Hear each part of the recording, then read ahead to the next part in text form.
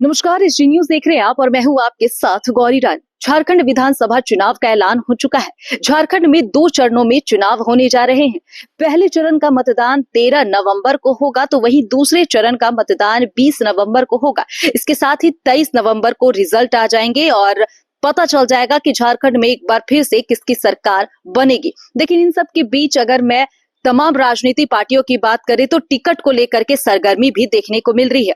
अगर मैं NDA alliance की बात करूं तो एनडीए अलायंस में बीजेपी के साथ आजसू, जेडीयू और एलजेपी मिलकर चुनाव लड़ने की तैयारी में है। ऐसे में जेडीयू की बात करें तो जेडीयू को 2 सीटें मिलने की संभावनाएं जताई जा रही है। आजसू को 9 से 10 सीटें मिलने की संभावनाएं जताई जा रही है। तो वहीं चिराग पासवान की पार्टी लोजपा की बात करें तो लोजपा को 1 सीट मिलने की संभावनाएं जताई जा रही है।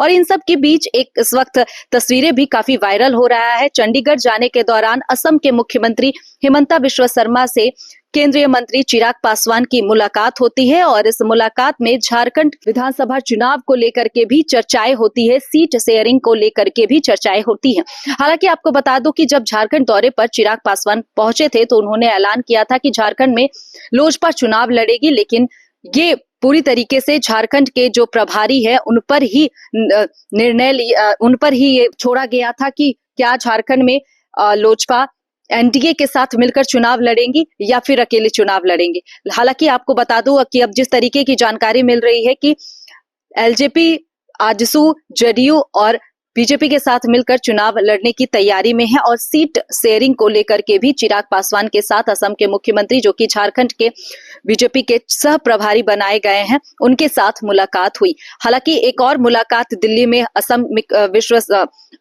के मुख्यमंत्री हिमंता बिस्वा शर्मा के साथ लोजपा के 2 सांसद की मुलाकात हुई है, जिसमें अरुण भारती की बात करूं जिन्हें झारखंड का सह प्रभारी बनाया गया है, और साथ ही साथ जमुई के जो सांसद हैं राजेश वर्मा, वो भी उस मुलाकात में मौजूद थे, जिसमें बीजेपी के प्रदेश अध्यक्ष बाबूलाल मरांडी से तमाम ये नेताओं की मुलाकात हुई, जिसमें झारखंड के विधानसभा चुनाव को लेकर और सीट शेयरिंग को लेकर के भी बातें हुई हैं। तो देखिए, झारखंड में विधानसभा चुनाव 2 चरणों में होने जा रहा है और ऐसे में तमाम राजनीति पार्टी भी चुनावी दंगल में कूद चुकी है।